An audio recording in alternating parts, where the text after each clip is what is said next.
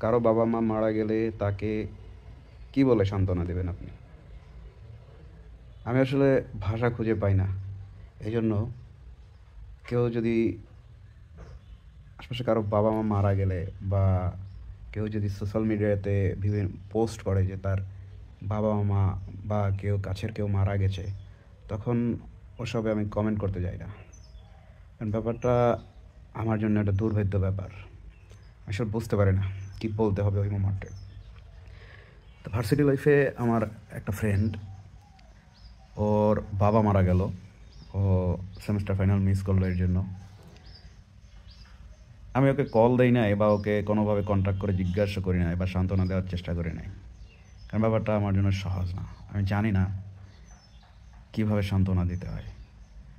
তো দীর্ঘদিন পরে ও যখন ব্যাক করলো ভার্সিটির করিডোরে, ওকে আমি দেখলাম যে ও আসতেছে। আমি খুব অস্বস্তিতে ভুগতেছিলাম যে ওকে আসলে কী বলবো। ওকে তো অন্য অন্য সময়ের মতো জিজ্ঞেস করা যায় না যে বন্ধু কী রে, কী অবস্থা, কেমন আছিস, কারণ আমি জানি ও ভালো নেই।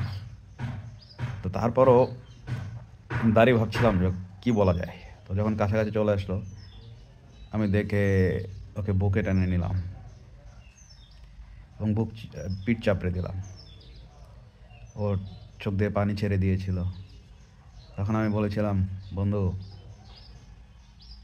শক্ত হও, it's a part of life, it's a truth.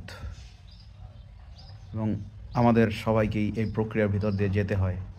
হয়তো যাব আজ অথবা কিছুদিন পরে।